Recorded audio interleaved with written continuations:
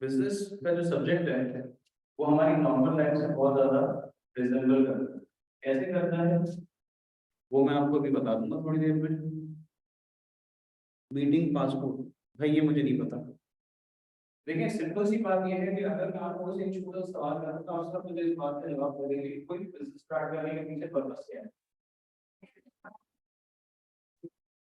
आपके आने का पर्पस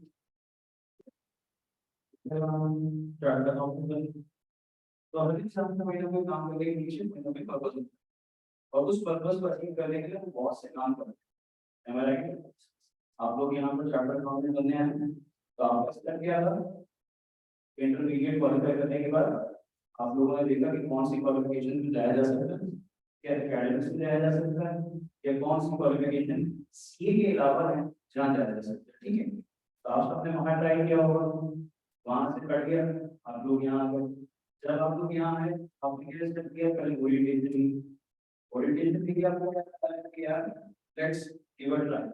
फिर आप लोगों ने ओरिएंटेशन क्लासेस जो हमारी यहाँ पर है, वॉइस इज नॉट क्लियर।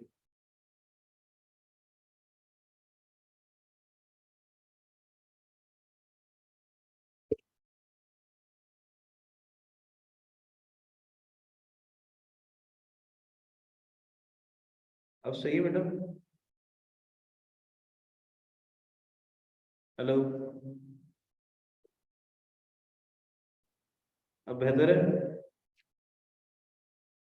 चलिए स्टार्ट करते हैं फिर से। तो अभी तक मैंने कुछ खास बातें बताई थी, बस ये मैं आपको बता रहा था कि जो आपने स्टेप्स लिए वो स्टेप्स क्या थे आपके, कि आप यहाँ पर आए, आपने ओरिएंटेशन लिया, माइंड बना, हाँ यार ट्राई देना चाहिए। फिर आपने एडमिशन लिया, एक दूसरा स्टेप लिया आपने। फिर इसके बाद आपने क्लासेस लेना शुरू की, ये आपका तीसरा स्टेप था। अब आप हर क्लास को लेंगे, उसमें अपने घर जाके सेल्फ स्टडी करेंगे, ये आपका चौथा स्टेप होगा। एग्जाम की प्रिपरेशन करेंगे, यानी कि from the day of orientation till इंशाल्लाह योर क्वालिफिकेशन, जितने भी आप स्टेप ले रहे हैं उन सब स्टेप के पीछे पर्पस है। दोस्तों के साथ जाते हो क्या पर्पस है? थोड़ा हल्ला गुल्ला होगा, माइंड फ्रेश होगा। फैमिली इवेंट में जाते हो क्या होता है? गेट टुगेदर हो जाएगा, सबकी शक्लें देख लेंगे, फिर इसके बाद अस्तगफार पढ़ के वापस आ जाएंगे हम। ठीक है ना? तो ये सारा सीन है हमारा। तो देखो बिजनेस भी हम क्यों करते हैं? प्रॉफिट के लिए। अब प्रॉफिट कमाने के लिए एक इंसान क्या कर सकता है? मिसाल के तौर पे आपने भी कैफेटेरिया से कुछ ना कुछ पकाया ही होगा, ये भी तो एक बिजनेस है ना। ये क्या करता है बिजनेस? ये क्या करता क्या है अपने दिन के अंदर? कैसे बनाता है? सेल करता है। सेल कैसे करता होगा कि भाई पहले तो इसने नियत की होगी कि मुझे यहाँ पे एक ऐसा कारोबार खोलना है जिससे मैं बच्चों की नीड पूरी कर सकूं। यानी कोई भी कारोबार खोलने के पीछे क्या होता है? नीड को फुलफिल करना। नीड क्या होगी आप बच्चों की? क्लास के बाद भूख लगी, जूस पीने का दिल हुआ, चाय पीने का दिल हुआ, खाना खाने का दिल हुआ, आप लोग वहां गए, वहां जाके आपने ऑर्डर दिया, उसने पैसे लिए, आपको आके चीज सर्व कर दी, यही है। अब वो आप लोगों की नीड पूरी कर रहा है और इसके बेसिस पे वो अर्न कर रहा है, ऐसा ही। अब वो क्या स्टेप ले रहा होगा?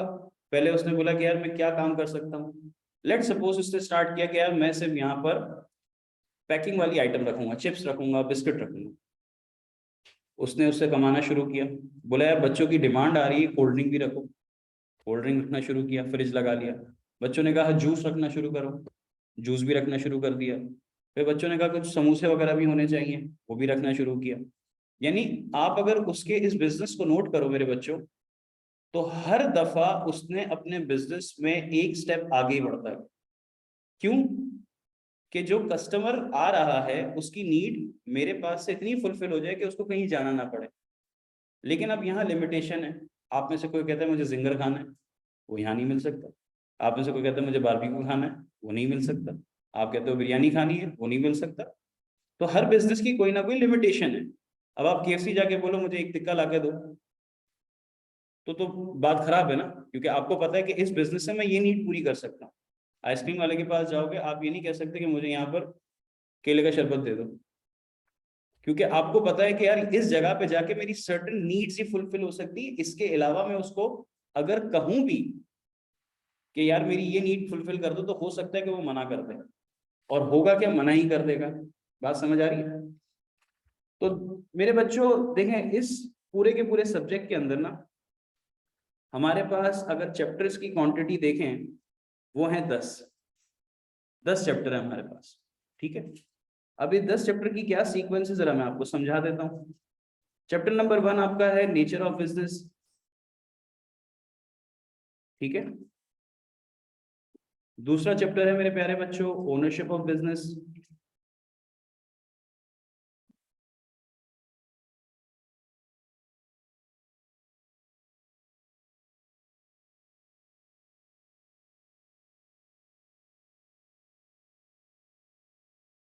Ownership of business.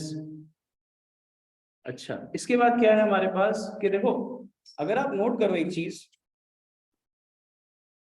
कोई भी चीज को अचीव करने के लिए ना आपको आपको क्या चाहिए, हर काम को स्ट्रक्चर करना पड़ता है। विदाउट स्ट्रक्चर तो कोई काम नहीं पॉसिबल। क्या मतलब है, जरा एग्जांपल से समझते हैं। अभी मैं आपको कुछ पढ़ा नहीं रहा, थोड़ा सा एक और भी दूंगा, फिर इसके बाद पढ़ाना स्टार्ट करूंगा, इंशाल्लाह ये सब कवर हो जाएगा और पता भी नहीं लगेगा। देखो मेरी बात सुनो, आप जब भी लेट सपोज आपने कहा कि यार मैं सेल्फ स्टडी का टाइम टेबल बनाता हूँ या बनाती हूँ, आप घर गए, आप बैठे, आपने पांचों सब्जेक्ट की अब क्लासें ले ली इंक्लूडिंग आईटीपी। इतने दिन से आईटीपी की क्लास नहीं हो रही थी, तो आपने ये सोचा कि यार जब वंस आईटीपी की क्लास हो जाएगी ना, तो फिर मैं बैठ के जरा टाइम टेबल बनाऊं। आप लोगों ने आज घर गए, घर जाके बैठे, आपने बोला यार मैं किस में सबसे ज्यादा वीक हूँ, यार मेरी इंग्लिश वीक है, यार मेरी इकोनॉमिक्स वीक है, यार मेरी अकाउंटिंग वीक है। सबने अपने अपने हिसाब से क्या होगा, क्या क्या होगा, टॉप वीकेस्ट सब्जेक्ट को ऊपर रखा, फिर second, third, fourth and fifth, ठीक है।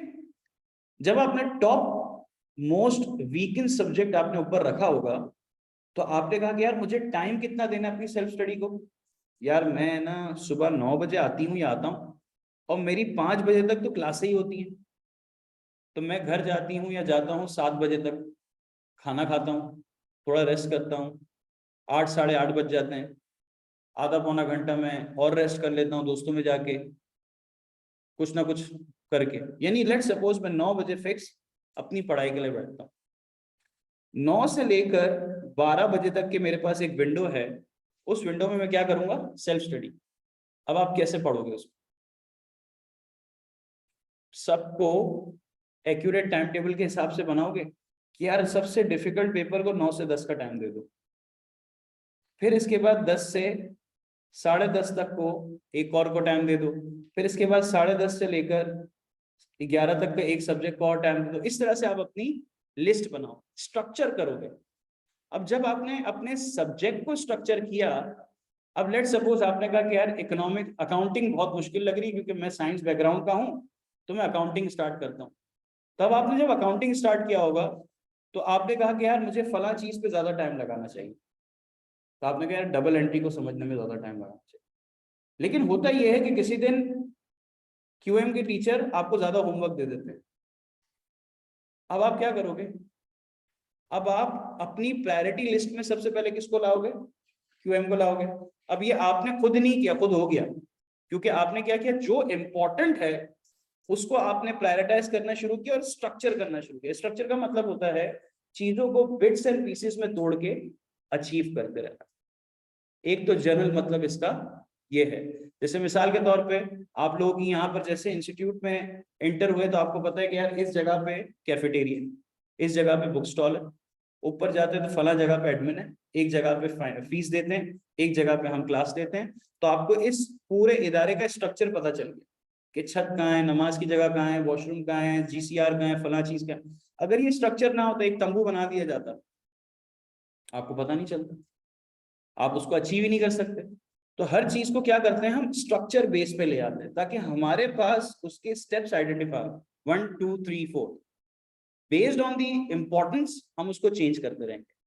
आपका कल टेस्ट आ गया इको का, अब ऑल दो होमवर्क भी है, कल टीचर ने कहा वो भी चेक करूंगा, तब आप क्या करोगे, अपने आप को एनालाइज करोगे, यार इको तो मेरा बहुत अच्छा है, नहीं यार मेरा इको बहुत वीक है, तो यार एक काम करता हूँ इको के टेस्ट की पहले तैयारी कर लेता हूँ, फिर इसके बाद क्या करता हूँ, क्यूएम के क्वेश्चन कर लेता हूँ, और बाकी जो सब्जेक्ट मैंने रखे ना आज मुझे ऑफ करने पड़ जाएंगे क्योंकि मेरे पास इनका बर्डन ऑलरेडी है। तो आप अपने डेली सेल्फ स्टडी के टाइम टेबल को क्या करोगे, मैनेज करते रहोगे ना। जो चीज समझ नहीं है कि टीचर को मैसेज करके पूछ लोगे, यही आपका चलता रहेगा। तो इसे हम ऑर्गेनाइजेशन में भी ले आते हैं, और ऑर्गेनाइजेशन में भी हमारी क्या चीज है जिसको हम कहते हैं स्ट्रक्चर। ऑर्गेनाइजेशन स्ट्रक्चर, ठीक है जी। अब जाहिर सी बात है, आप लोगों ने माशाल्लाह इतनी बड़ी पढ़ाई, इतनी अच्छी चीज, इतनी अच्छी क्वालिफिकेशन में आए, तो अब आपका ये ख्याल होगा कि यार सबके लिए पैसे भी चाहिए।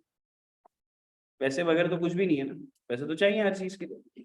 जो लोग कहते हैं कि भाई पैसा इंपॉर्टेंट नहीं है, कौन है जो कहता है पैसा इंपॉर्टेंट नहीं है? कोई है ऐसा तो बाहर निकल जाए। कोई अगर ऐसा है जो ये कहता है कि यार लाइफ में पैसा इंपॉर्टेंट नहीं है, पैसे से हर खुशी नहीं खरीदी जा सकती, ऐसा कोई है तो please get out, please get out, क्योंकि ऐसा नहीं है। हर चीज की वैल्यू है और खरीदी जाती है, ठीक है। अफोर्डेबिलिटी आपकी लेवल के हिसाब से, तो पैसा खुशियां ले सकता है, ठीक है। तो अगर कोई सोच रहा है और क्लास से बाहर जाने में शर्म आ रही है, तो अपने दिल में इरादा कर ले कि सर ने क्या बोला है, पैसा खुशी ला सकता है, ठीक है। और बहुत सी चीजें सीखोगे बेटा, अभी स्टार्ट है। तो हम यहाँ कहते हैं कि इस चैप्टर का हमने नाम रख दिया सोर्सेज ऑफ फाइनेंस, क्योंकि कारोबार या कोई भी चीज बिना पैसे के, अब आपको जाना है दोस्तों के साथ, कहाँ जाना है, फार्म हाउस जाना है। अब जब आपको फार्म हाउस जाना है तो अब उसका तरीकेकार क्या होगा, पहले आप अपनी पॉकेट मनी को देखोगे कि आपके पास इतनी पॉकेट मनी है कि नहीं है।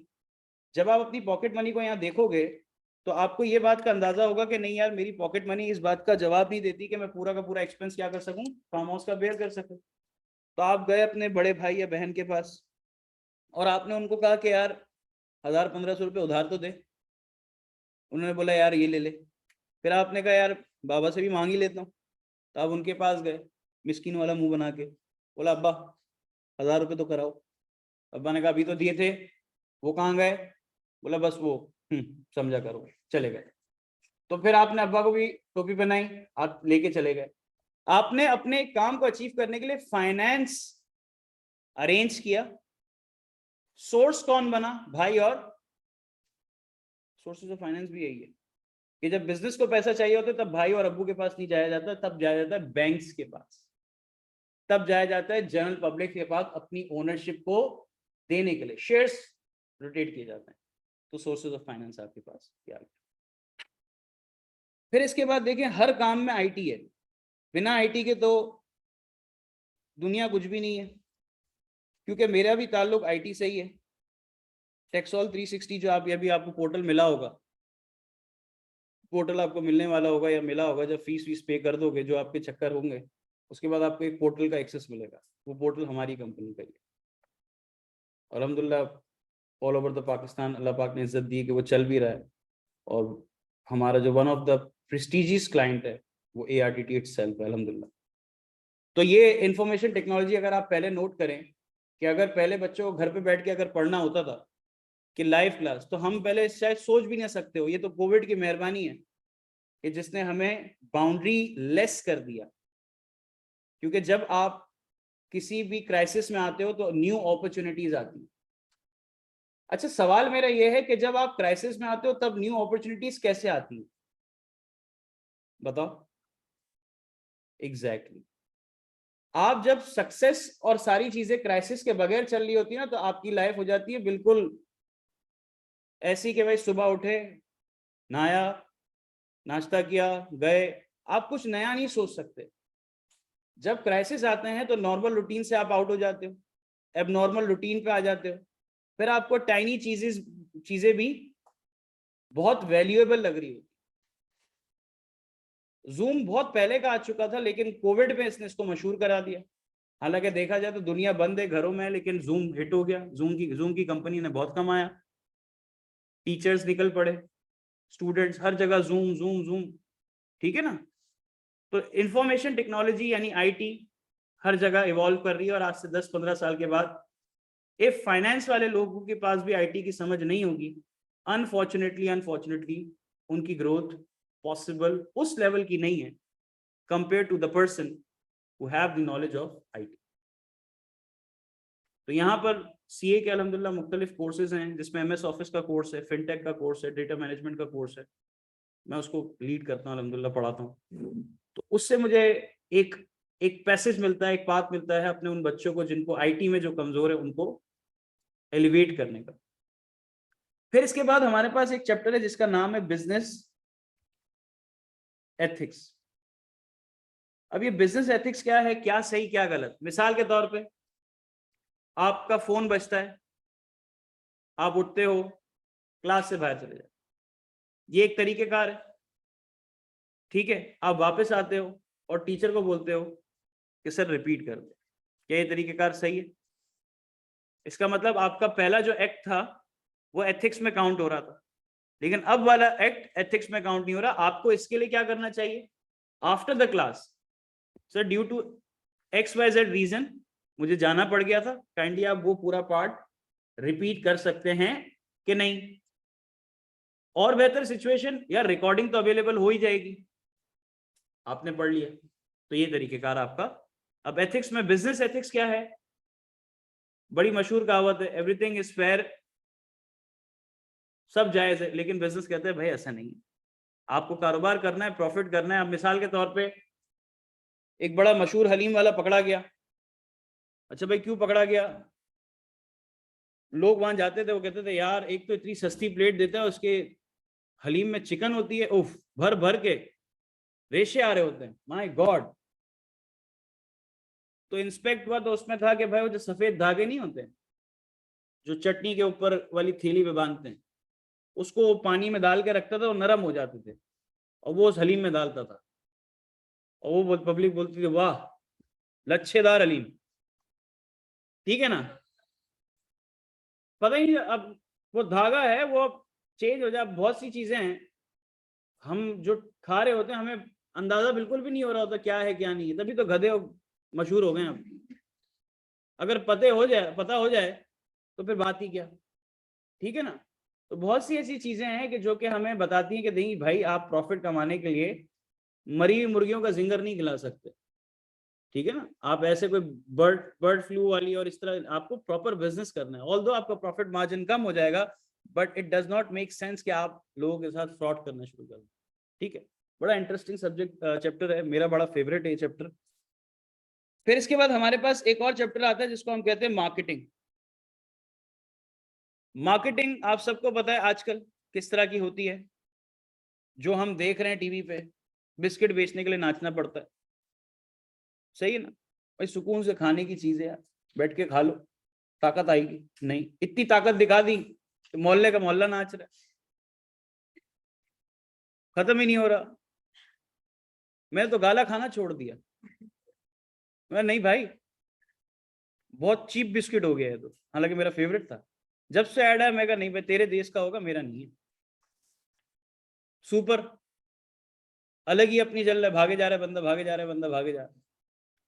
अब हमारे पास कुछ एड्स ऐसे हैं जिसको जब हम देखते हैं तो हम कहते हैं अबे यार ये क्या ऐड बना के दे दिया। अब कॉफी का है, मायरा खान जिस हालत में उठ के कॉफी पीती है, पहली बात है इस हालत में सोता कौन है? हम तो नहीं सोते भाई।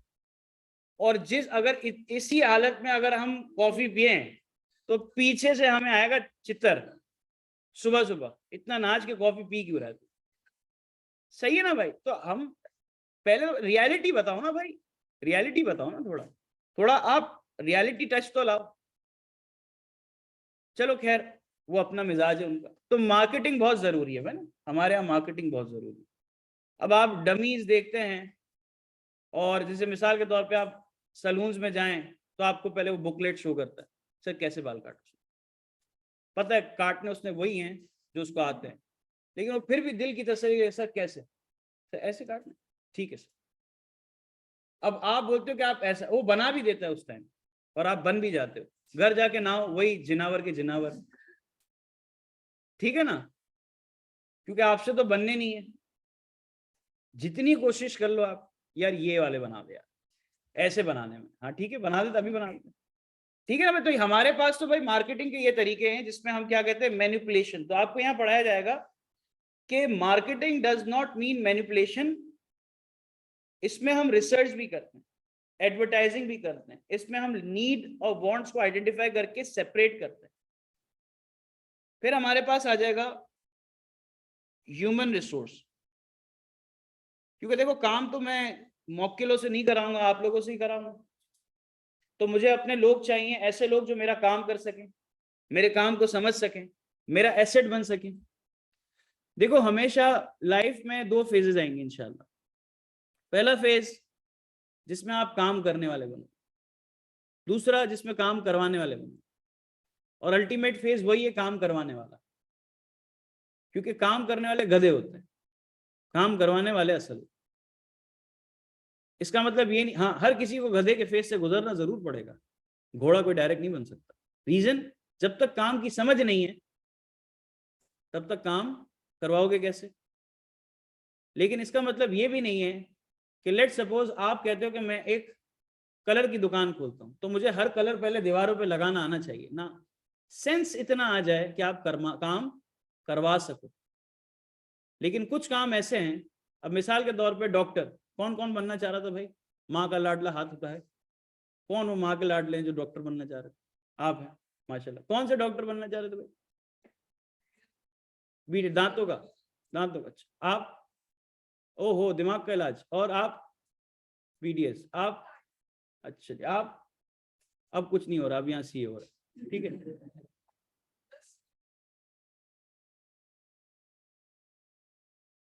अच्छा अच्छा, वो लोग कहाँ हैं अब? ये बहुत से लोग आएंगे जो छेड़ के चले जाएंगे। ऐसे बहुत से लोग मिलेंगे आप, ऐसे ऐसे लोग आपको मिलेंगे। दादा सीए की तो कोई वैल्यू ही नहीं पाकिस्तान में। उनसे पूछो तूने क्या कर लिया, उसने कुछ नहीं उखाड़ा होगा जिंदगी में। नहीं, वो फिर कैसे उखाड़े फिर मैं भी बताता हूँ ना डिटेल। हम भी तो यहीं बैठे ना जानी, ऐसे थोड़ी बैठे हैं। देखो आप जब किसी से मशवरा मांगते हो ना, तो लोग मशवरा देते हैं आपके नेगेटिव एस्पेक्ट को देख के। यार नहीं होगा तो, यार ये नहीं हो सकता, यार ये पॉसिबल, तेरे लिए तो पॉसिबल ही नहीं है। अच्छा भाई क्यों नहीं है? ये नहीं पता मुझे। आप किसी से पूछो भाई ये काम कैसे होगा, वो जवाब उल्टा पता है क्या देगा? छोड़ यार तेरे से नहीं होगा। अरे भाई तू मुझे स्टेप्स तो बता दे, होना ना होना तो मैं खुद डिसाइड करूंगा, लेकिन आप पहले कैसे बता सकते हो कि होगा ही नहीं? तो हमें हमेशा इस तरह के लोग बहुत मिलेंगे, उनसे बचने की टेक्निक भी मैं बताऊंगा। सब सब दे रहा है भाई के पास फुल पैकेज, ठीक है। ऐसे लोगों को डील मैंने किया बहुत। अच्छा, फिर हमारे पास आखिर में एक टॉपिक आता है मेरे बच्चों, जिसको हम कहते हैं मैन्युफैक्चरिंग बिजनेस। ठीक है जी। अब मैन्युफैक्चरिंग बिजनेस और नॉर्मल बिजनेस में क्या फर्क है भाई? एक बिजनेस है जो प्रोडक्ट को खुद बनाता है, रॉ मटेरियल की जरूरत होती है इसे, तो उसका बिजनेस करने का तरीकेकार ही अलग होगा। और जो रिटेल बिजनेस है उसका तरीकेकार बिल्कुल अलग होगा। आप अगर देख लो नाहिद को, इम्तियाज को, वो रिटेल बिजनेसेस हैं, लेकिन उन आउटलेट्स के अंदर जिस शान है, शान तो मैन्युफैक्चरिंग में आता है। तो कहने का मकसद क्या है, उनका काम करने का तरीकेकार, उनका चीजों को बनाने का तरीकेकार, उनके पास लेबर इन्फोर्समेंट, उनकी मार्केटिंग का तरीका बिल्कुल चेंज हो जाएगा। अगर आज इम्तियाज वाला अपना कोई प्रोडक्ट भी ले आए तो जाहिर सी बात है वो डाइवर्सिफाई कर लेगा अपने आप को, तो तरीकेकार चेंज हो जाएगा। और लास्ट में हमारे पास आता है बेटा पाकिस्तान इंडस्ट्रीज। तो ये हो गए आपके 10 के 10 चैप्टर्स। किसी का कोई सवाल है मेरे बच्चों? है तो पूछ लो भाई, किसी का कोई सवाल? बातें क्यों हो रही है भाई? बिन बिन की आवाज दी। पहली बात, मेरे लिए शान और शबाना एक ही है। वापस रिपीट करता हूं अपना डायलॉग, शान और शबाना एक ही है, बजाऊंगा तो दोनों की। कोई ये ना समझे कि किसी की कोई दोस्त है तो बच जाएगा ना बाबा, पहले तो उसकी बजाऊंगा।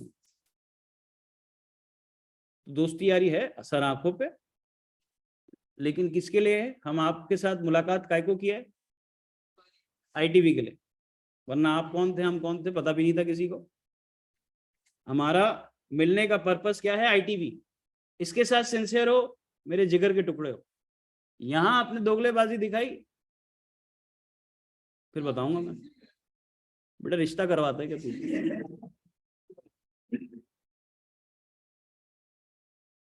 क्यों पूछ रहा है? बेटा मेरा पर्सनल था यार, मैं खुद दूंगा जान, आप नहीं पूछो, मैं दूंगा। मैंने आईटी की तरफ क्यों स्विच किया? क्योंकि मेरा इंटरेस्ट था।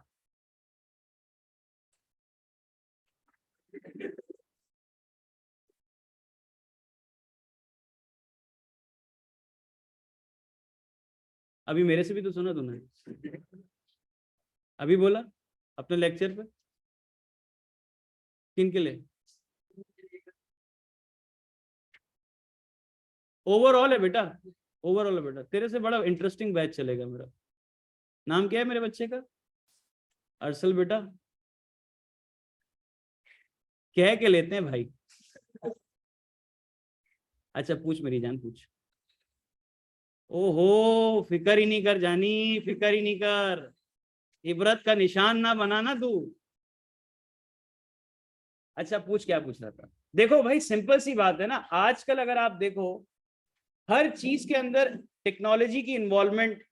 एजुटेक, एजुकेशन विदाउट टेक्नोलॉजी अब एक्सपेडाइट नहीं कर सकते आप। मार्केटिंग के अंदर विदाउट आईटी आप अपने आप को इतना ग्रो नहीं करवा सकते। टेक्नोलॉजी आपके हर एरिया में, इवन मेडिकल में भी यार, मेडिकल के अंदर भी आपके पास आईटी की इन्वॉल्वमेंट कितनी है। तो विदाउट आईटी तो आपका सर्वाइवल ही नहीं है। पहले सोचा जाता था कि यार, पहले बच्चे करते थे जून जुलाई में कोर्स, समर कैंप होता था, उसमें कुछ सीख लिया कंप्यूटर का, कि बच्चा फारिग है तो चलो यार कोई कोर्स में, इंग्लिश लैंग्वेज के कोर्स पे लगा दें, या आईटी के कोई कंप्यूटर के कोर्स में लगा दें। लेकिन अब तो बहुत ज्यादा इवॉल्व करती जा रही है फील्ड। ऐसा नहीं है कि बाकी फील्ड्स की कोई इंपॉर्टेंस नहीं है, सब की, सब फील्ड की अपनी इंपॉर्टेंस है बेटा। इंपॉर्टेंट फील्ड की नहीं, इंपॉर्टेंट बंदे की होती है। अगर आप उस कैलिबर के इंसान हो, आप कुछ भी ना करो, आप बहुत कुछ कर लोगे। अगर आप उस कैलिबर के इंसान नहीं हो, तो आप बहुत कुछ करके भी कुछ नहीं हो। तो कभी भी किसी चीज की वजह से सक्सेस नहीं मिलती। सक्सेस मिलती है आपकी अट्रैक्शन से। सक्सेस मिलती है आप कितने अट्रैक्टिव हो। सीए की वजह से सक्सेस नहीं मिलेगी। सीए करने का आप में दम था तो सीए हुआ, और अब सक्सेस मिल रही है। सीए, एसीसीए, एमबीबी, आप में दम है ना उसकी सक्सेस को अट्रैक्ट करने का, तभी तो मेहनत की ना भाई। अगर आप में ही दम नहीं था कुछ करने का, तो आपको वो सक्सेस भी नहीं मिलती। तो असल आप हो। आप जितना अपने आप को निखारोगे over the period of time, उतना आप आगे बढ़ते जाओगे।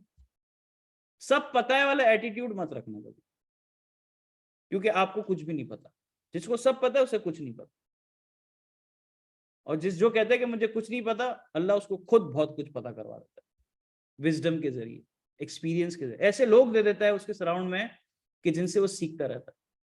आज जो पढ़ रहे हो, रियल लाइफ में जब जाओगे बिल्कुल 360 होगा।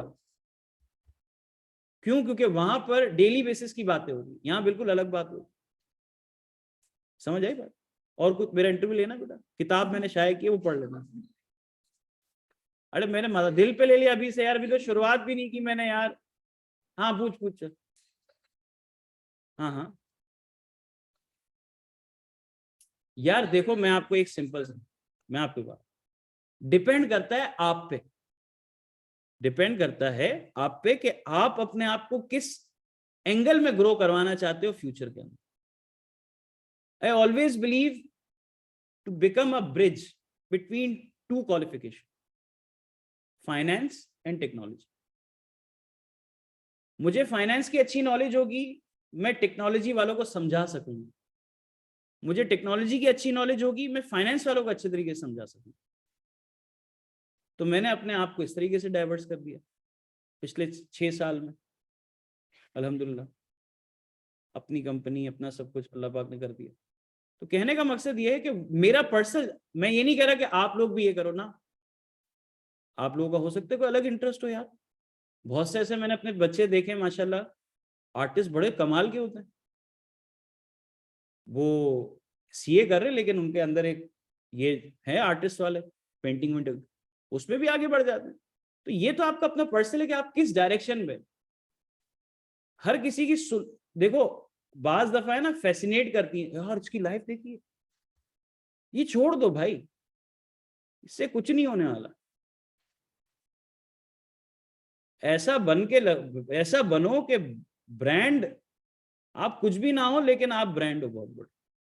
आपने ब्रांडेड कपड़े पहन लिए लेकिन कैरी करने की तमीज नहीं है, तो आप तो कुछ भी नहीं हो ना।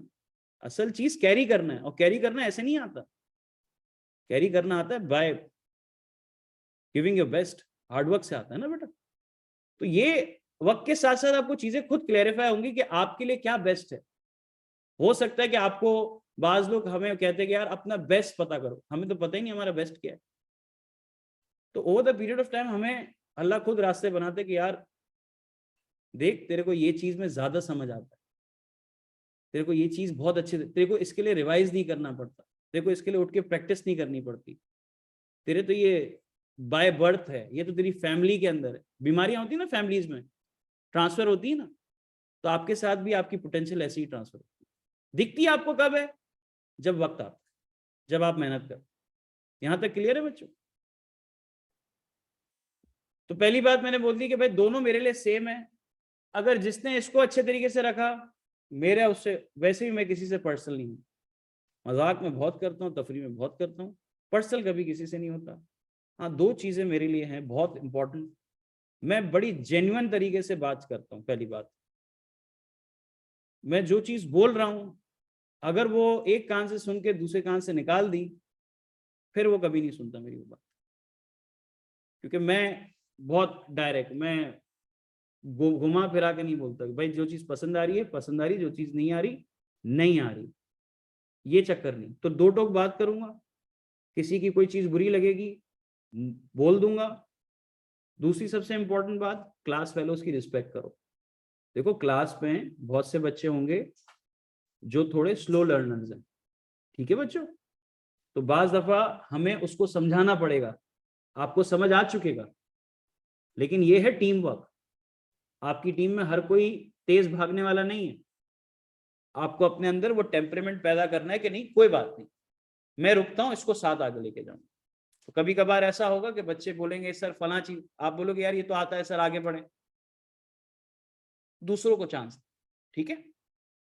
सवाल करने में किसी की कैद नहीं है, सवालात पूछने पे किसी की कैद नहीं है। ये तो अभी मजाक में हम बात ले गए, लेकिन सवाल पूछने में किसी की कैद नहीं।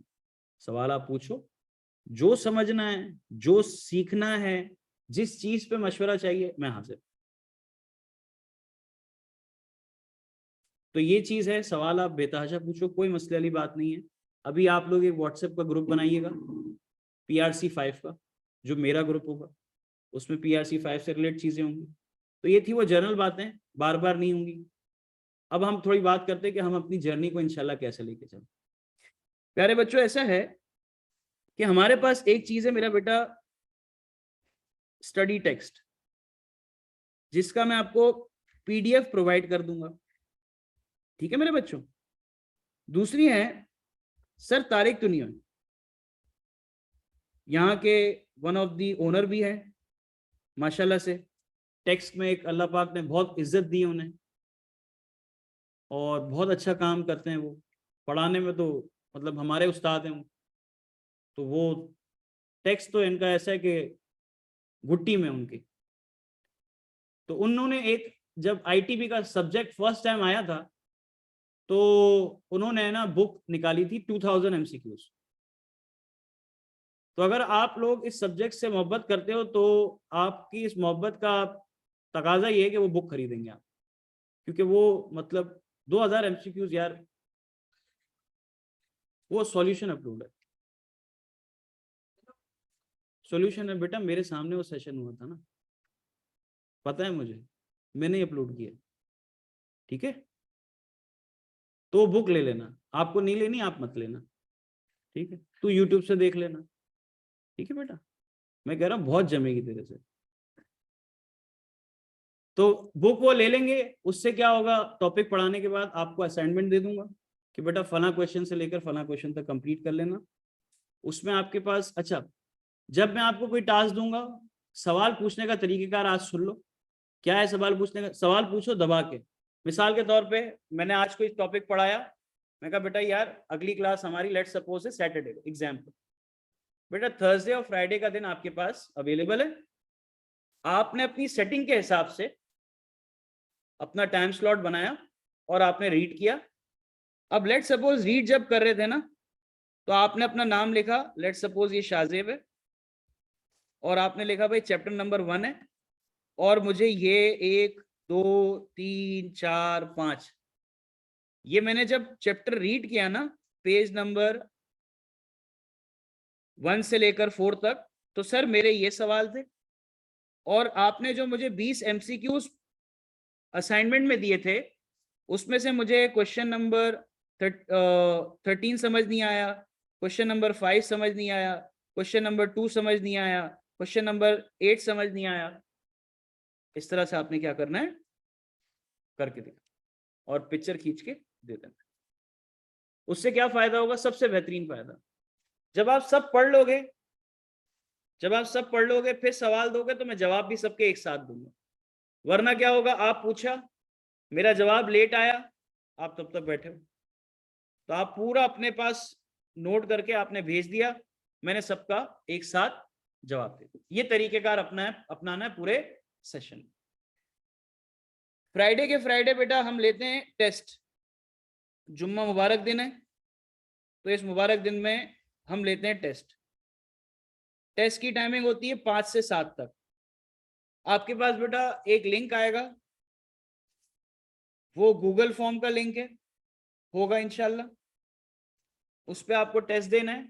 5 से 7 का क्यों टाइम रखा है? इसलिए रखा है बेटा, बाज दफा हम कराची में रहते हैं, लाइट नहीं है, डेटा नहीं है, नानी घर जा रहे थे, बाजार से आ रहे थे, 10 चीजें, तो 7 बजे तक का टाइम रखा है। इस ड्यूरेशन के अंदर आप अपनी कमिटमेंट्स को थोड़ा होल्ड करके 7 के बाद या 5 से पहले निपटा लो।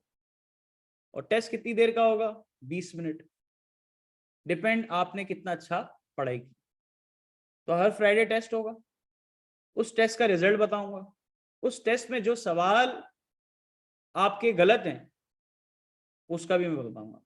कैसे बताऊंगा? उसका एक तरीकेकार ये होता है कि जब आप लोगों का टेस्ट आता है, उस टेस्ट के बाद मैं उन टेस्ट के आंसर्स को खुद सॉल्व करके एक वीडियो बना के शेयर कर देता हूँ। तो उससे क्या होता है, आसानी होती है, पहली चीज। दूसरी चीज, सर आप इतनी मेहनत क्यों करवा रहे हैं, ये सब क्यों लिखवा रहे हैं? एग्जाम्पल दे देता हूँ। अब मिसाल के तौर पे ये एक बच्चा है, इसने क्वेश्चन नंबर 2 में इसको मसला आया, इसको भी क्वेश्चन नंबर 2 में मसला आया, उसको भी क्वेश्चन नंबर 2 में मसला आया, उसको भी क्वेश्चन नंबर 2 में मसला आया। अब मैंने वेटेज देखी कि यार इसमें सबसे ज्यादा मसला आने वाली कौन सी चीज लग रही है? Question number 2। तो मेरे पास भी आप लोगों की अंडरस्टैंडिंग के मुताबिक प्रायोरिटाइज हो रही होंगी ना चीजें। अब मैं सबको अलग अलग क्वेश्चन नंबर 2 के जवाब दूं, जब मेरे पास ये डेटा कलेक्ट होगा, मैं एक ही जवाब दूंगा जो सबके लिए कारआमद होगा। जिस एरिया के सबसे ज्यादा बच्चों में सवाल आएंगे, इसका मतलब ये है कि हो सकता है कि वो पैराग्राफ शायद सही नहीं समझा, वो कॉन्सेप्ट शायद सही नहीं समझ आया। तो फायदा क्या होगा कि मैं आपको पहले वो कॉन्सेप्ट रिवाइज करा दूंगा, फिर इसके बाद वो सवाल कराऊंगा, तो आपको क्या होगा, हाँ अब समझ आ गया। बाज दफा हो सकता है इंग्लिश में पढ़ने में मसला हो जाए, जब आप कॉन्सेप्ट समझो, आप बोले हाँ यार ये वर्ड मुझे शायद समझ नहीं आ रहा था, तो इस वजह से मैं, तो ये चीज करने का एक ये फायदा। ये डे 1 की इंस्ट्रक्शंस हैं, अब ये कभी रिपीट नहीं होंगी। जो बच्चा इसको फॉलो करेगा, मैं पर्सनल उससे ताल्लुक बनाऊंगा, मैं उससे खुद पूछूंगा क्या अपडेट चल रही। लेकिन जो यहां पर नहीं करेगा, आज बता दिया, अब वो कभी नहीं बताऊंगा मुझे। ये एक रूल है मेरा, बता दिया, क्योंकि पहली ऐसा नहीं है कि मैं उसकी हेल्प के लिए अवेलेबल नहीं हूं, मैं सब बच्चों के लिए इक्वल हूं।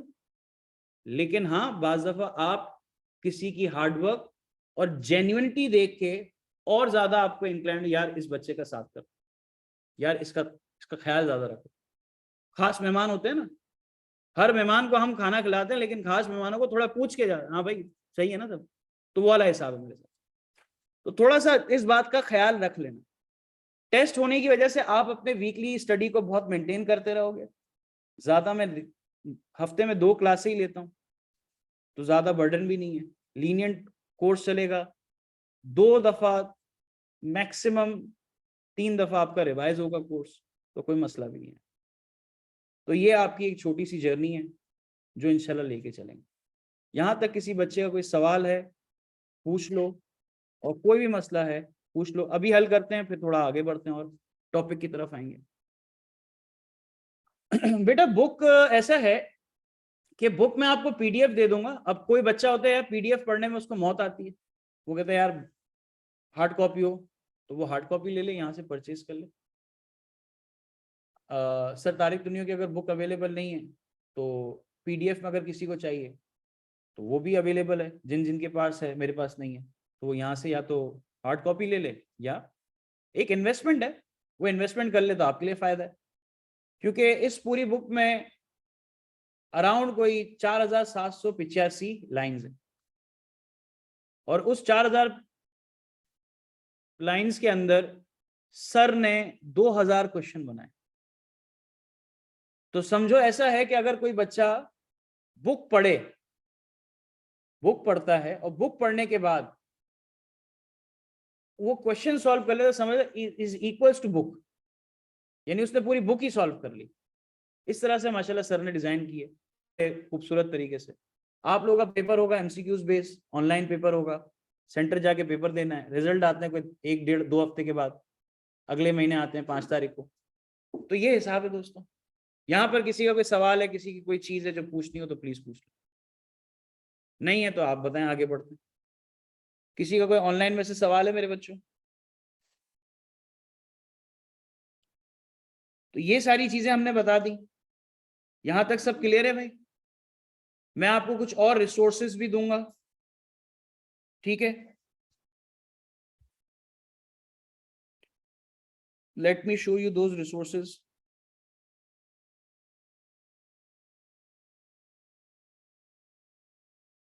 Nature of business, ownership of business, organisation structure, sources of finance, information technology, business ethics, marketing, HR, manufacturing, industries of Pakistan. Organisation structure बेटा 3rd था बेटा।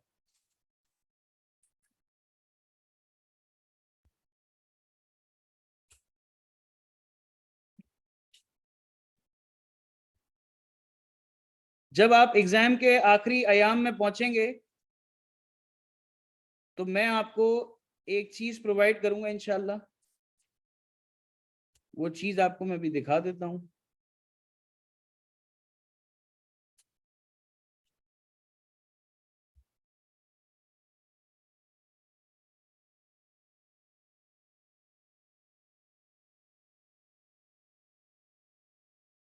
ये बेटा, ये मेरा बनाया हुआ, अपने हाथों का बनाया हुआ ये चीज, ये जब आखिरी अयाम होते हैं ना पेपर से आधा घंटा पहले, आधा 1 घंटा पहले रिवाइज करना, पूरी बुक इस तरह से बनाई है मैंने, टिप्स पे। एक बच्चा अगर इसे, अच्छा पढ़ने का तरीकेकार बता देता हूँ, वो मैंने नहीं बताया।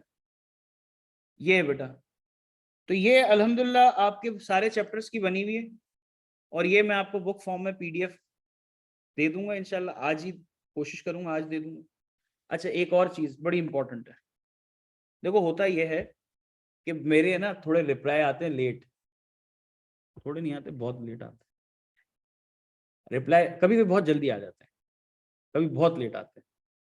तो जब कभी रिप्लाई लेट आए ना तो मैसेज डिलीट मत करना, वरना ब्लॉक हो गए।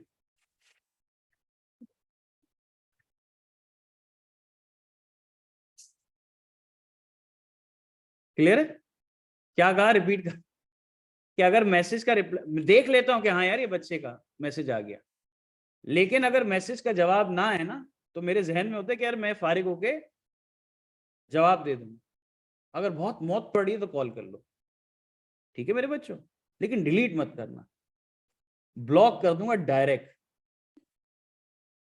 अल्हम्दुलिल्लाह MS ऑफिस में 20 बच्चों को किया मैसेज किया। भाई बंदा किसी काम में मसरूफ होता है, कोई भी चीज है, अब एक बच्चे का मैसेज आता है, अब जाहिर सी बात है जुम्मे का खुतबा चल रहा है, मैंने देख लिया, मगर नमाज पढ़ के जवाब देता हूँ उसको, उसने डिलीट कर दिया। मेरी तो आग लग गई, मैंने बोला भाई ये तो, मैंने बोला क्या हुआ, बोला आप जवाब ही नहीं देते। मैं कहा तू कौन है भाई, दे रहा हूँ जवाब। फिर उसने वापस पूछा, मैं कहा अब जवाब नहीं दूंगा तेरे को। तो भाई सिंपल सी बात है, आप लोग वेट कर जाए, अगर बहुत ज्यादा मसला है आप लोग कॉल कर लो, मैं जवाब दे दूंगा। लेकिन परेशान नहीं होना, सर आप तो जवाब, भाई नहीं दे पाता, कभी कभी नहीं दे पाता, लेकिन ये मजबूरी है, कोई शौकिया नहीं है, भरम भरम नहीं मारने होते, दे ही नहीं पाता भाई, जवाब ही नहीं दे पाता। तो कहने का मकसद ये कि आप लोगों को ग्रुप इसलिए बना के दिया है। अच्छा दूसरी एक और, कोई आपस में है ना दोस्तियां करे, लेकिन बदतमीजी की हद पे कोई ना है, ये बात मैंने बता दूं। दोस्ती करो, इज्जत एहतराम।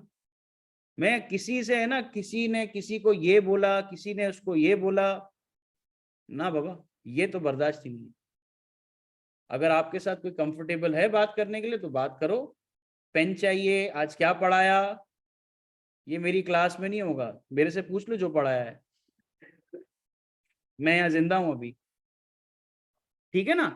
तो जो पढ़ाना है, जो पढ़ना है, आज की क्लास मिस हो गई थी, मुझसे पूछना, मैं बताऊंगा क्या पढ़ा है, कैसे पढ़ा है। तो ये सारी चीजें यहाँ नहीं है भाई, इज्जत एहतराम के साथ बात करो, मुझे कोई मसला नहीं है। लेकिन ये सारी चीजें भाई थोड़ा सा ख्याल रखना।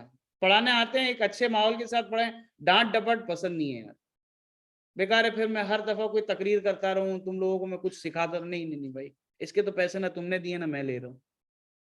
सिंपल साफ सी बात है ना। अब भाई मूड खराब हो जाता है ना, आप एक क्लास में आए, मैंने एक क्लास में चलो आपकी हरकतों पे समझा दिया, 2 क्लास में, 3 क्लास में, लेकिन फिर यार अजीब सा हो जाता है, क्लास में अजीब सा वो आ जाता है। तो आप इस चीज को बढ़े। दूसरी एक और बात यह है कि बेटा आप लोगों को पता है कि आप लोगों की रजिस्ट्रेशन होने वाली है। देखो आप जब अपने आप को रजिस्टर करवाते हो ना ICAP पे, तो after completing 90 days you are eligible to appear in exam. Make sure वो डेज आपने रखने ख्याल कर, क्योंकि बाज बच्चे ऐसे माँ के लाडले आएंगे जो कोर्स खत्म होने के बाद बोलेंगे सर मेरा तो 90 days कंप्लीट हो रहे हैं अप्रैल में जाके। सही है। तो जब उसको ये बात पता चल जाती है कि उसका जो अटेम्प्ट चल रही है उसके बाद जाके उसके 90 days कवर होंगे, तो वो क्या करना शुरू कर देता है, क्लास में आना कम कर देता है, ये सोच के कि मैं बाद में कवर कर लूंगा।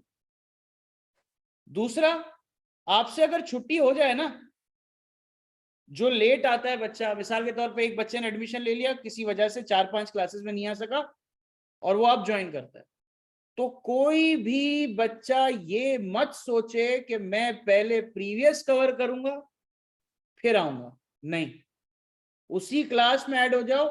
पढ़ाऊंगा ऐसे कि हर क्लास के शुरू में पिछले क्लास का थोड़ा सा पोर्शन हम रिवाइज कर लें। जिसको समझ नहीं आएगा मैं तरीकेकार बता दूंगा, लेकिन कोई खुद से फैसला ना करे कि पहले पुराने कवर करूंगा तभी आऊंगा, ये चीज नहीं। रिकॉर्डेड पे मत चले जाए, वरना क्लास के ही नहीं रहोगे आप। तो रिकॉर्डेड पे कंप्लीटली मूव नहीं करना, क्लासेस लेना, लाइव क्लासेस लेना। अगर खुदा ना खास्ता कोई मसला हो जाता है तो उसी दिन रिकॉर्डेड ले लेना, लेकिन पेंडिंग मत, पाइलअप मत करना अपनी चीजों, वरना फिर संभालना बड़ा, क्योंकि 5 सब्जेक्ट है बेटा, 5 सब्जेक्ट को संभालना आसान बात नहीं है। 4 साढ़े 4, अभी बीच में रमजान आ जाएगा आप लोगों के अटेम्प्ट में, तो उसमें तो माशाल्लाह सारे हाजी सनाउल्लाह होते हैं, इबादतें इतनी कर रहे हैं, मसरूफ होते हैं कि दुनियादारी का होश ही नहीं है। बस किसी से पूछ लिया तो सहरी कर ली, इफ्तार कर ली, पूछ लिया तो पूछ लिया, वरना तो उसका भी टाइम नहीं है। क्योंकि आप लोगों की रूटीन बिल्कुल सोने की आउट, उठने की आउट बड़ी अजीब हो जाती है ना। तो आपकी अटेम्प्ट थोड़ी सी इस वजह से भी क्रूशल है, क्योंकि उसमें एक महीना ऐसा आ रहा है कि जिसमें नॉर्मल हमारी जो रूटीन होती है उससे हम अलग हो जाते हैं। तो उस महीने में अपनी रूटीन को इस तरह से मैनेज करना कि अगर आपका रात जागने का सिस्टम है, जो मोस्टली हर किसी का होता है, तो उसमें कोशिश करना अपने लेक्चर्स निपटा दो, पाइलअप मत करना, वरना पाइलअप किया ना मेरा बच्चा, बहुत ज्यादा पाइलअप हो जाएगा, फिर सारे सब्जेक्ट पाइलअप होंगे। क्लियर होगी बात? अच्छा जी, तो ये एक बात है, आपने क्या करना है, लेट सपोज मैं आपको एक तो चीज मैंने आपको ये दिखा दी, दूसरा एक और चीज भी मैं आपको बता देता हूं जो आप लोगों के लिए मेरे प्यारे बच्चों बेनिफिशियल रहेगी इंशाल्लाह। अब वो क्या रहती है मैं आपको बता देता हूँ।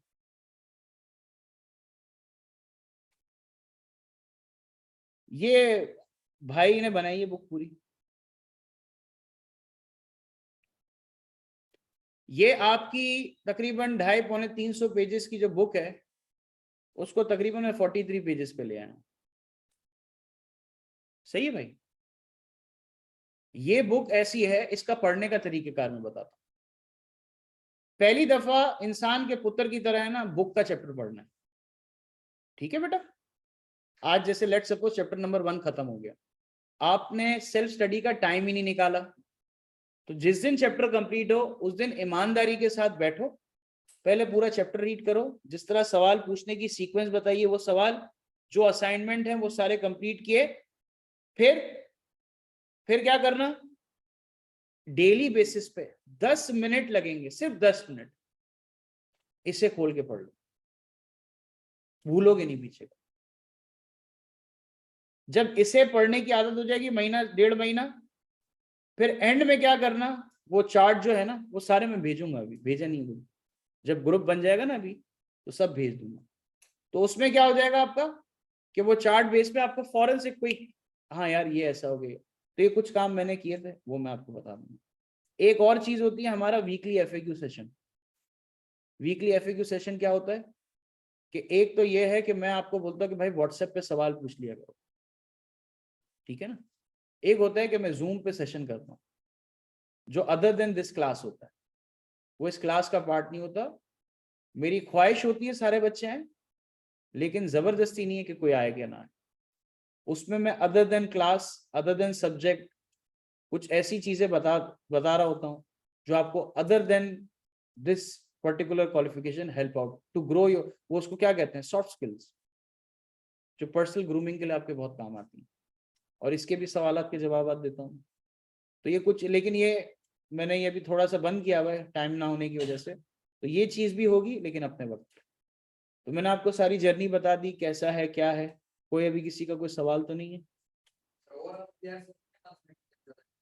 मेरे प्यारे बेटे, क्लियर होने का तो ऐसा है कि अगर एक बच्चा जैसे डे 1 से पढ़ाई करे ना ईमानदारी के साथ, तो जब कोर्स खत्म होता है ना उसके बाद वो एलिजिबल होता है पेपर देने के लिए।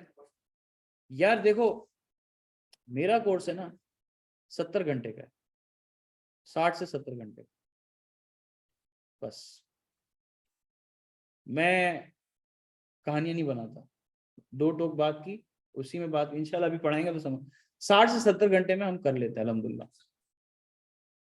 हाँ हाँ, 3 महीने से पहले ही मेरी कोशिश होती है।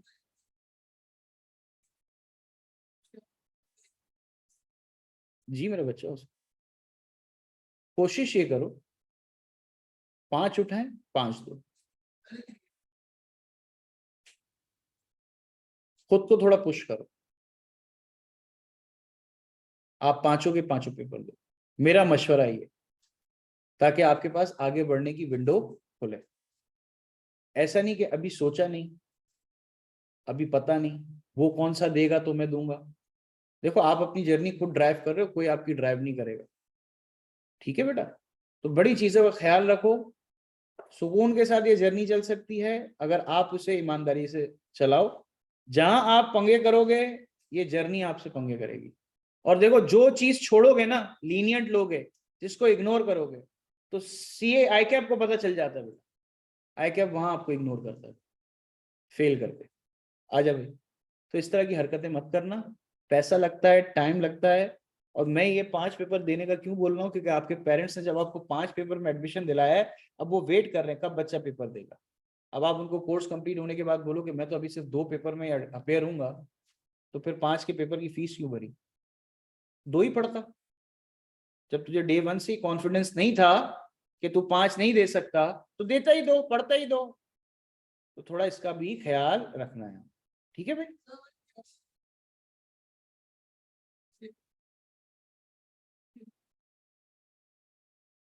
यार बच्चे अटेम्प्ट देते देते 6 महीने लगा देते हैं मिनिमम, कोर्स तो 3 महीने में खत्म हो जाता है, ठीक है, ये चक्कर है। और मेरा बच्चा किसी का कोई सवाल? देखो, अगर आईकैप की रजिस्ट्री आप लोगों ने अभी नियत कर ली है, फीसें भर दी हैं, इरादे हो गए हैं, तो ऊपर एडमिन में आप जाएं, आप वहां से इंफॉर्मेशन लें और ऑनलाइन हो जाती है। कोई अगर डेबिट कार्ड है तो डायरेक्ट ऑनलाइन पेमेंट हो जाएगी, वरना अगर डेबिट कार्ड नहीं तो बैंक का वाउचर बनता है, बैंक जाओ पे कर दो, लेकिन जल्दी करना बेटा, ये प्रोसेस आज कल में कर दो। जिसका हो गया बेहतरीन बात है, जिसका नहीं हुआ वो आजकल में कर दे। थोड़ा इस पे ज्यादा परेशान हो जाओ कि यार ये करना ही करना है। वंस आपका हो गया 90 डेज स्टार्ट हो जाएंगे। जब आपके पास नंबर आएगा ना एक, जैसे ही आपके पास वो नंबर आएगा, सीआरएन नंबर जो आएगा आपका, 90 days start. Once 90 days complete हो गए, एलिजिबल। क्योंकि सीआरएन नंबर आता ही तब है जब आपका कंफर्म हो जाता है, और वो आप जब फीस पे करते हो उसके 1-2 दिन में आ जाता है। बाज दफा अगले दिन ही आ जाता है, बाज दफा थोड़ा 1-8 दिन का टाइम ले लेता है। जैसे अगर आप फ्राइडे सैटरडे में करा रहे हो, फ्राइडे में करा रहे हो तो मंडे आ जाएगा भाई। लेकिन मैंने मेजॉरिटी 99% का देखा, 1 दिन ही लगता है। बहुत कम बच्चे हैं 1% जिसका लगा है। हाँ, किसी के डॉक्यूमेंट में कोई मसला हो, एक अलग बात, डॉक्यूमेंट कंप्लीट नहीं है, मार्कशीट निकली नहीं है, फला हुआ नहीं है, वो एक सेपरेट केस है, उसके जिम्मेदारी आईकैप ने नहीं ली। और कोई सवाल मेरे बच्चों? देखो, सवाल पूछ लो, अभी बहुत आसान है, सारी चीजें हो जाएंगी, आराम से हो जाएंगी और चलती रहेंगी। नहीं है तो फिर मैं आगे बढ़ता हूँ। जी बेटा, आप अगर इस मंथ में रजिस्ट्रेशन करते हैं तो आपके 90 डेज में कंप्लीट हो जाएंगे। जैसे एग्जाम्पल लेते हैं, आज चलिए 18 तारीख, आपने कल रजिस्ट्रेशन करा दी, आपका लेट सपोज मंडे, मंडे कौन सी तारीख पड़ रही है? 25 तारीख, एग्जाम्पल लेते हैं, यहाँ पे 23 तारीख पड़ रही है। अब ये 23 तारीख है, 23 तारीख से आपका 23 तारीख को नंबर आ गया। आप 23 तारीख को जब नंबर आएगा ना, तो एक छोटा सा काम करना, अपने आप को कॉन्फिडेंट करने के लिए आईकैप कॉल कर लेना और पूछ लेना, सर मेरा सीआरएन नंबर आ चुका है, क्या मेरे 90 डेज आज से शुरू हो गए? हाँ, अगर हाँ बोल देगा तो 23 से हिसाब लगा लो 90 डेज कब कवर हो गए। जब 90 डेज कवर हो जाएंगे, इसके बाद आप एलिजिबल हो। अब डिपेंड करता है कोर्स कंप्लीट हुआ है कि नहीं हुआ है, तो आप कोर्स कंप्लीट होने का तो वेट करोगे ही करोगे। तो जब कोर्स कंप्लीट हो जाएगा तो पेपर दे देना। और ये तभी पॉसिबल है जब आप पूरी जर्नी में अपने कोर्स को हैंड्स ऑन रखो, पाइल अप मत करके रखो, अबे पढ़ लेंगे। मैं अब नहीं बोलने वाला कि पढ़ लो, नहीं बोलने वाला पूछ लो। आप लोग इतने बड़े बच्चे हो, आप लोग यहाँ आए हो, आप अपने फैमिली को जानते हो, अपने पेरेंट्स की हार्डवर्क को जानते हो, उनकी ख्वाहिश को जानते हो, उनके जो अरमान है, जो चीज आप अपने आप को जानते। तो मैं किसी को यहाँ सीरियस नहीं करवाने आया, इतने छोटे बच्चे नहीं हो कि मैं आपको बोलूँ सीरियस हो जाओ। आप लोग अपने एम्बिशन के लिए सीरियस अगर नहीं हो तो आज से जहन बना लो सीरियस होने का। कुछ जगहों से इज्तनाब करो, बेफजूल गेम एरिया में मत जाओ, ज्यादा दोस्ती यारियां करने की जरूरत नहीं है, सही है?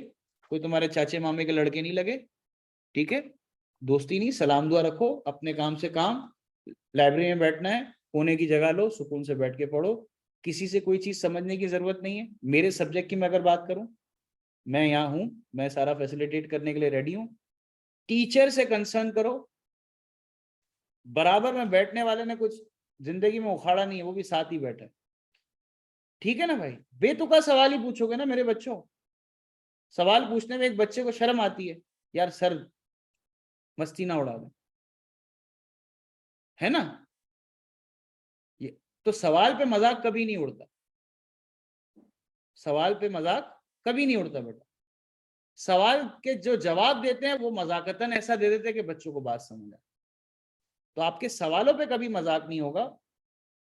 सर सीआरएन नंबर लेट होने की वजह से, अच्छा यहां पर नहीं आ रहा, यहां पर आ रहा है सवाल। सीआरएन नंबर लेट होने की वजह से हाँ बेटा, हो सकता है लेट हो जाए, लेकिन वो ऐसा हुआ नहीं है बेटा। अगर हुआ भी डॉक्यूमेंटेशन की वजह से हुआ हो, तो बहरहाल ऐसा कभी हुआ नहीं, तो इस पे सोचना भी फजूल है। तो देख, कुछ चीजों को आप तो अब मेरे हिसाब से सारी चीजें हमारी इक्विपमेंट हो गई हैं, कोई मसले वाली बात नहीं है। ब्रेक चाहिए 5 मिनट का, ले लो ब्रेक, 5 मिनट का ब्रेक ले लो, फिर हम स्टार्ट करें। ठीक है मेरे बच्चों, चलो कल्टी।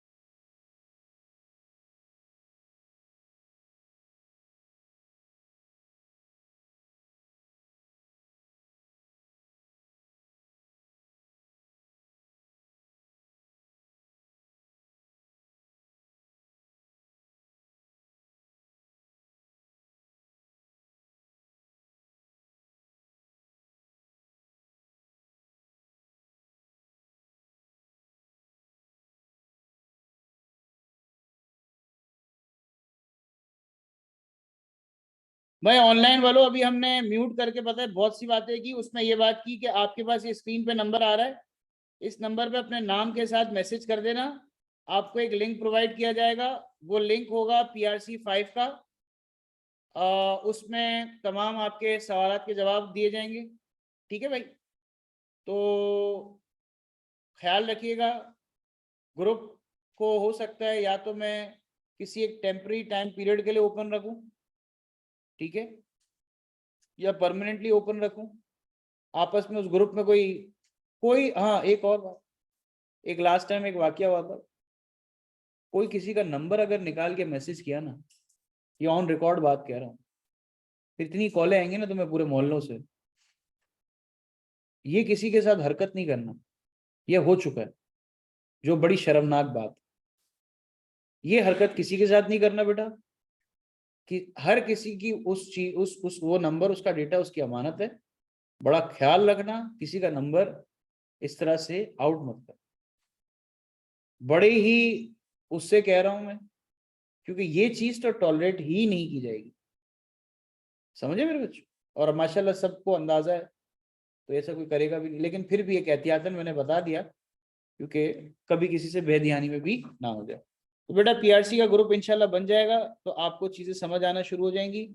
अब हम बात करते हैं बेटा आज के हमारे टॉपिक की, 15 मिनट ही है, यहां तक सब चीजें ओके की रिपोर्ट है, आगे बढ़ जाओ बेटा। चलो चले, फैजान मेमन को बहुत बातें समझ आ रही है माशाल्लाह। बेटा पहले टॉपिक का नाम है नेचर ऑफ बिजनेस। आज तारीख है बेटा 18/1/2023। अब देखो चक्कर हमारा सारा ये है कि जरा मैं कुछ बातें करूंगा, आप लोगों ने पहले सुनना है, समझना है, इंशाल्लाह कोशिश ये होगी हर क्लास के बाद भेज दूं ग्रुप पे जो पढ़ा है, तो लिखने से ज्यादा समझने में फोकस करेंगे ना, तो इंशाल्लाह फायदा हो जाए। देखो मेरे प्यारे बच्चों, बिजनेस करने का पर्पस आप सबने माशाल्लाह से बताया, प्रॉफिट होता है। प्रॉफिट करने के लिए मेरे प्यारे बच्चों आपको जरूरत होती है बिजनेस ट्रांजैक्शन करने की। ऐसा ही है मेरे बच्चों, बिजनेस ट्रांजैक्शन क्या है मेरे बेटे?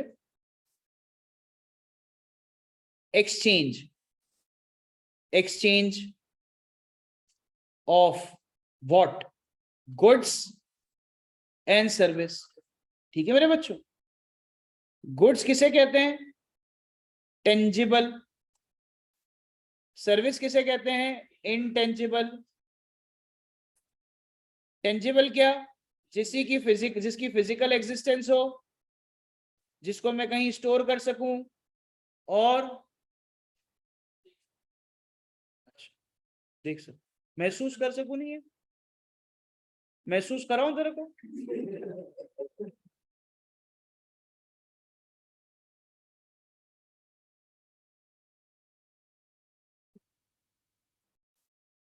यहां बेटा इन चीजों,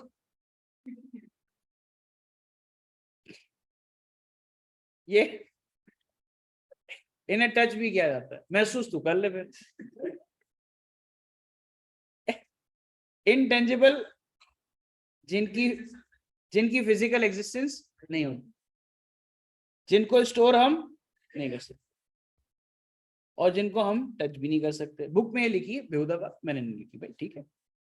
तो कहने का मकसद ये है कि आप अब मिसाल के तौर पे अगर आप सेलफोन का कारोबार कर रहे हो, तो ये चीज आपके लिए क्या है बेटा? टेंजिबल है ना, गुड्स टेंजिबल। टीचिंग, ये जो सर्विस आपको दी जा रही है, ये टेंजिबल नहीं है, इनटेंजिबल है।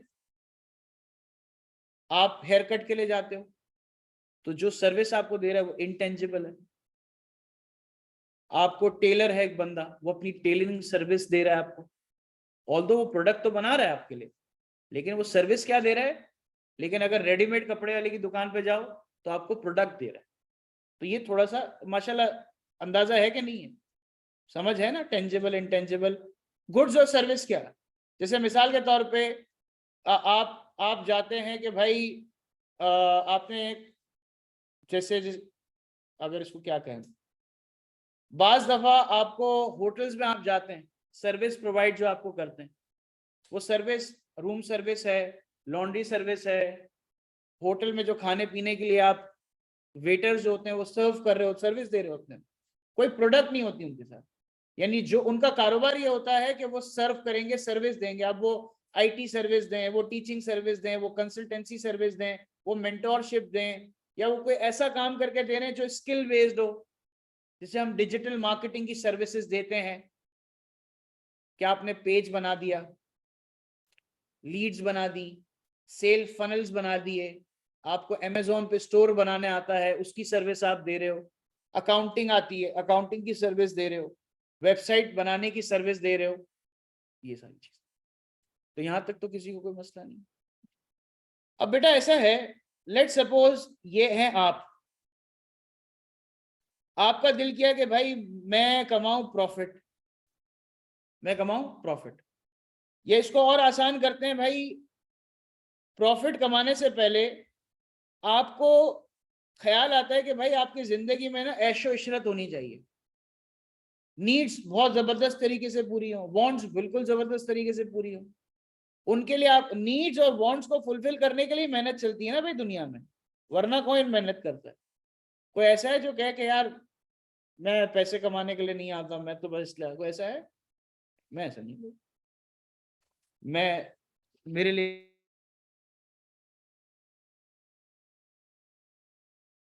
बहुत, मैं ऐसा नहीं है कि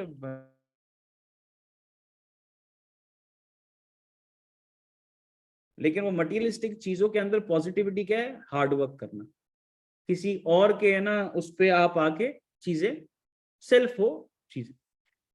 तो कहने का मकसद है नीड्स और वांट्स के लिए आप क्या करते हो, कोई ना कोई हाथ पैर मारते हो प्रॉफिट कमाने के लिए। तो आपकी सिंपली अप्रोच क्या होगी, अगर आप बिजनेस स्टार्ट करना चाहते हो, तो अभी आपने कहा बिजनेस का पर्पस प्रॉफिट कमाना है, तो आप क्या करोगे? आपने देखा कि यार एक काम करता हूं, मेरे पास जेब में है 500 रुपए, मेरे पास जेब में कितने? 500 रुपए। मैं जाता हूं संडे मार्केट, संडे मार्केट जाके मैं एक काम करता हूं, वहां पर एक लेता हूं जैकेट। जैकेट मैंने ले लिया, लेट सपोज 400 रुपए का,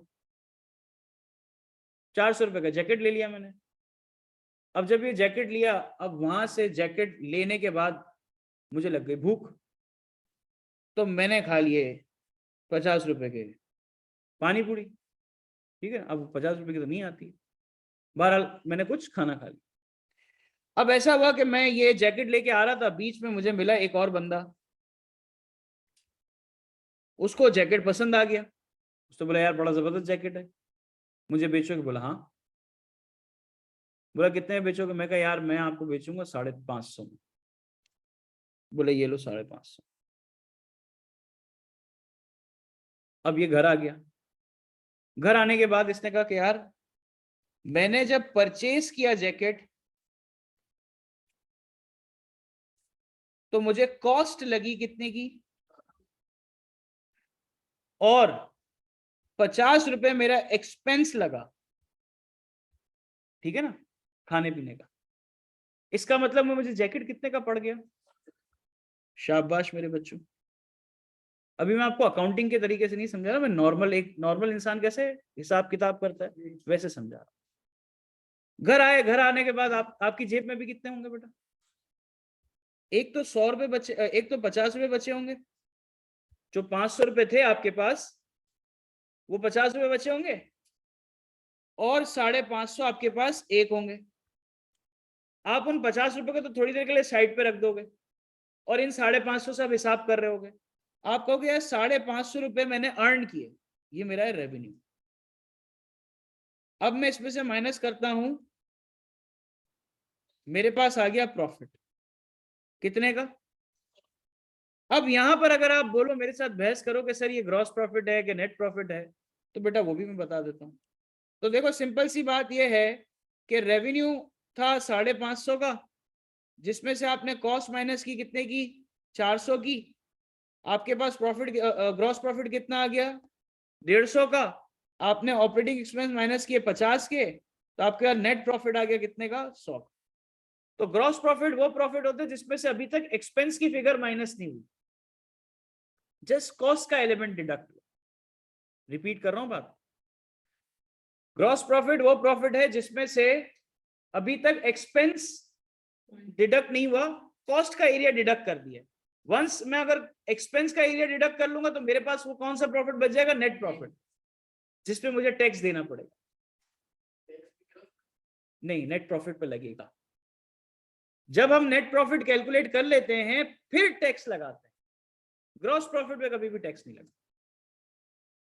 अब आपकी अपनी अर्निंग के हिसाब से परसेंटेज सेट की जा रही होती है, उस हिसाब, लेट सपोज आपका 100 रुपए का यहाँ पर नेट प्रॉफिट हुआ है, आपने कहा कि यार इसमें से एग्जाम्पल दे रहा हूं, टैक्स आपने डायरेक्ट कर लिया 10 रुपए, तो ये 90 रुपए आप अपने साथ घर ले जा सकते हो। आपने सबके पैसे उतार दिए, जिससे जो चीज ली थी वो भी पैसे खत्म, 50 रुपए जो, अब आप सुकून में।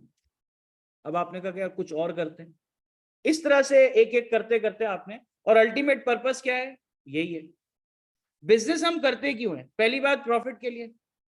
बिजनेस में अल्टीमेट हम कर ये रहे होते हैं, हम नीड्स और वांट्स को पूरा करते हैं, वो भी किसकी, लोगों की। जब हम लोगों की नीड्स और वांट्स को पूरा करने के लिए कारोबार करते हैं, उससे उनका लिविंग स्टैंडर्ड बेहतर होता है। आज मैं आपको पूछूं कि हमारा लिविंग स्टैंडर्ड हाई है लो है, तो हर कोई बोलेगा यार मेरा हाई है, कोई बोलेगा मेरा लो है। कैसे पता चलता है, on the basis of their affordability. अगर आप अफोर्ड कर सकते हो अच्छी बात है, लिविंग स्टैंडर्ड हाई है। अगर आप अफोर्ड नहीं कर सकते तो आप क्या कहोगे यार, जैसे हम कहते हैं ना, अल्लाह माफ करे, lower class, middle class, upper class, ये क्यों किया जाता है, लिविंग स्टैंडर्ड की बेसिस पे कहा जाता है ना। जैसे अगर आप नोट करो, अब फास्ट फूड खाना कोई इवेंट नहीं है। अब फास्ट फूड का खाना, जंक फूड खाना, बाहर खाना खाना इवेंट नहीं है। आप लोग अगर हफ्ते पूरा हफ्ता बाहर का नहीं खाओ तो घर वाले बोलते भाई बाहर का नहीं खा रहा आजकल। और संडे को बाज फैमिलीज में क्या होता है, एक दिन तय होता है बाहर का हमारा। लेकिन बाज लोगों के लिए क्या है कि घर का खाना ही प्रॉपर मिल जाए तो बहुत बड़ी बात है। तो हर किसी का अपना अपना हिसाब, लेकिन हम यहाँ एक जनरल बात करते हैं। आपका लिविंग स्टैंडर्ड बेहतर होने का मतलब क्या है कि आपकी क्वालिटी ऑफ लाइफ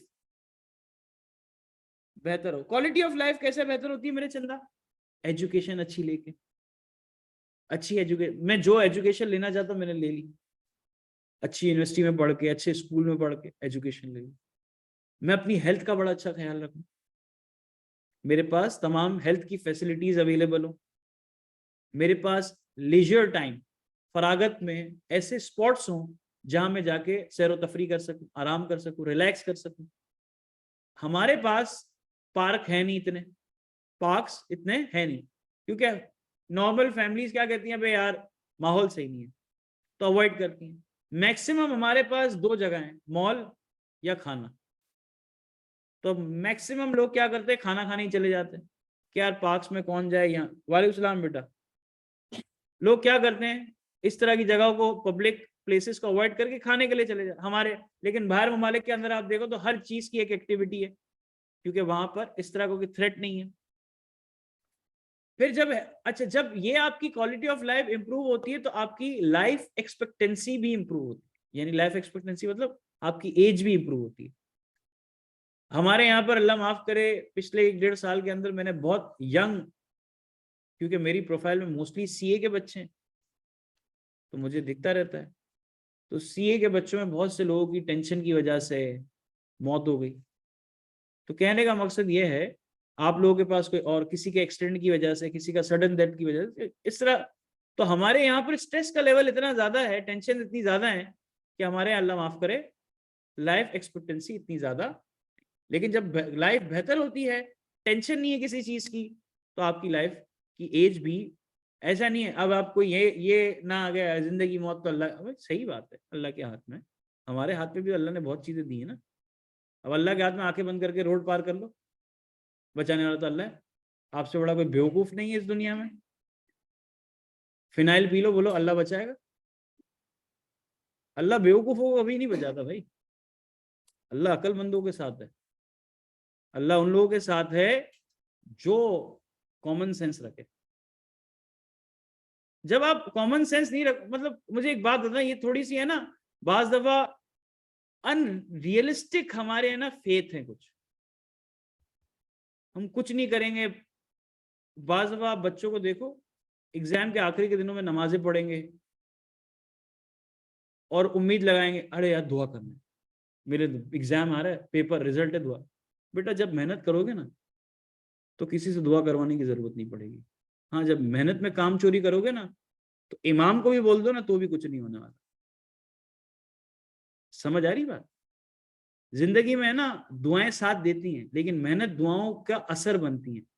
जिसकी मेहनत ज्यादा है ना, दुआएं उस पे भी उसी पे लगती हैं, बिना उसके कोई वो बोले कि मैं ना ना ना, ये सारी बातें घर पे रखो। ऐसा कुछ भी नहीं है, ऐसा कुछ भी नहीं है कि दुआओं से जिंदा, नहीं नहीं, दुआएं लगेंगी लेकिन तमीज की। हर दुआ नहीं लगती, मेहनत करनी पड़ती। तो आपने कुछ चीजों को इस तरीके से, तो आपके पास ये, अब जब हम इसकी बात की पूरा हमारे पास ये, अब देखो हमारी सारी एक्टिविटी क्या होगी।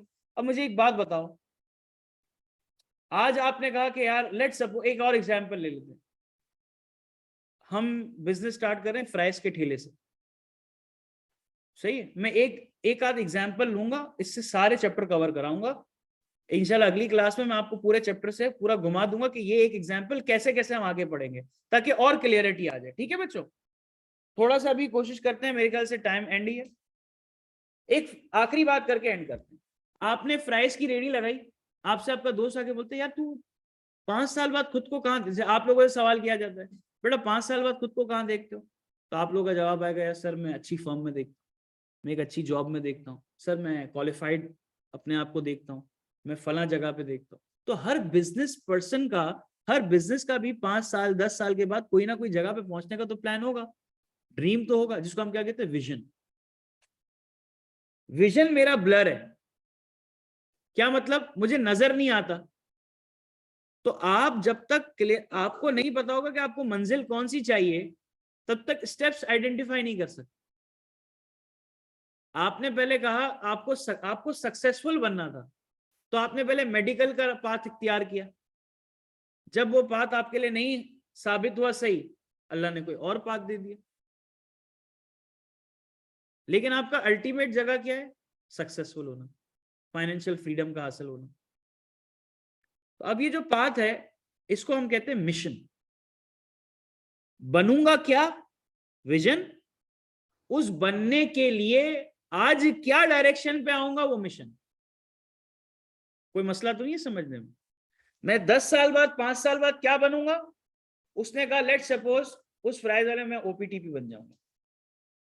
मैं अपने आप को ओपीटीपी की तरह देखता हूं, यानी कि एक नॉर्मल फ्राइज वाले ने बोला कि मैं 10 साल के बाद अपने ब्रांड को देखता हूं ओपीटीपी की जगह पे। अच्छी बात है। तो आज से क्या तेरा स्टेप होगा? तो हमें समझाएगा यार ऐसा करूंगा मैं कि पहले तो मैं आपको एक अब वो अपनी जबानी कैसे बता रहा है। बोला देखो यार मैं डेली अगर 500 रुपये बचा लूं तो मैं महीने के अंदर इतने बचा सकता हूं, जिससे मैं 3-4 महीने के बाद एक और रेडी खरीद सकता हूं। ये अब क्या बता रहे? अपने प्लान बता रहा है कि मैं जब 3-4 रेडियां खरीद लूंगा मेरा क्वांटम ऑफ बिजनेस बढ़ना शुरू होगा। उससे मैं एक किराए की दुकान पे आऊंगा। जब मैं किराए की दुकान पे आऊंगा तो मैं सिर्फ प्राइस का कारोबार नहीं करूंगा, मैं साथ में कुछ और भी रखूंगा, जिससे मेरा कस्टमर जो है और ग्रो हो, उसको वैरायटी मिलेगी तो ग्रो होगा। ऐसे करते करते फिर मैं अपनी दुकान पे आऊंगा। ये उसके गोल्स है। विजन क्या, बनना क्या है? ओपीटीपी। स्टार्ट कहां से लिया? फ्राइज की रेडी से। अब ये जो डिसाइड किया है ये गोल्स हैं। आज क्या करना है? ऑब्जेक्टिव। आपको सक्सेसफुल बनना था, विजन, मिशन, सीए। उसके लिए क्या करना पड़ेगा? क्लासेस लेनी पड़ेंगी, पीआरसी में आना पड़ेगा। गोल, आज की क्लास में आप आए, ऑब्जेक्टिव। आज क्लास से क्या लेगा? आज की क्लास का ऑब्जेक्टिव क्या था? आज की क्लास का ऑब्जेक्टिव था कि आईटीबी के मई के बच्चों को यह बताना कि बेटा ये जर्नी ऐसे चलेगी। आज जो बातें हुई अगली क्लास में बातें नहीं होंगी, क्योंकि अगली क्लास में भी अगर हमने ये बातें की तो इसका मतलब हम अपने उस काम के साथ मुखलिस नहीं। समझ आ रही बात? तो हमें पता है हमारी हर क्लास का कोई ना कोई ऑब्जेक्टिव होगा। आज मैं आया, मेरा ऑब्जेक्टिव था कि मैंने अपने बच्चों को क्या करना है, एक कंफर्ट जोन दे देना है कि बेटा डोंट वरी, मेहनत हो गई है, आप लोगों को उसका वो मिलेगा, सारी फैसिलिटेट करेंगे, आप लोगों को कैसे मेहनत करनी है ये लो आपको तरीकेकार बता दिया। अब चलना ना चलना आपकी ऑनेस्टी है। मैंने अपने ऑनेस्टी के साथ, इंटेग्रिटी के साथ आपको तमाम बातें बता दी, ये स्टेप है, ये बुराई है, ये अच्छाई है, ऐसे चल लो, ऐसे पास हो जाए। अब जो चल रहा है क्लैपिंग है, जो नहीं चल रहा है चमाटे। चलो चमाटों के भी काबिल नहीं होते, बेकार अपने हाथ जाया करना। अल्फाज उसके सामने बोलो जो उसकी अहमियत जाने, बिला वजह किसी को अपने अल्फाज से भी ना नवाजो, किसी को भी नहीं नवाजो। सक्सेसफुल होना है ना तो बोलना बंद कर देना, चुप। लोग बोलेगा भाई गुरूर यहाँ है, लोग बोलेंगे भाई इसका तो पता ही नहीं क्या कर, हाँ नहीं पता, सही ना, चुप। मिस्ट्री में मार दो लोगों को। जितनी ज्यादा लोगों में, लोगों की आपके से रिलेट क्यूरियोसिटी बढ़ेगी ना, उतना आप आगे बढ़ जाओगे। समझ आ रही बात? किस किस को बताया घर में, खानदान में सीए कर रहे हो? किसी को पता है? क्योंकि अभी तो यकीन ही नहीं आया, बताना भी नहीं क्या कर रहे हो, पता नहीं। चिल, रोज सुबह 2 बजे उठता हूँ, तफरी करता हूँ, क्योंकि जब बता दोगे ना, खुद से तो कुछ उखड़ा नहीं, आपको सुकून से बैठने नहीं देंगे। किसी को कुछ नहीं बताओ, पास हो जाए तो भी नहीं बताओ, क्वालिफाई हो जाए ना तब खुद पता चल जाएगा, फिर आएंगे अरे।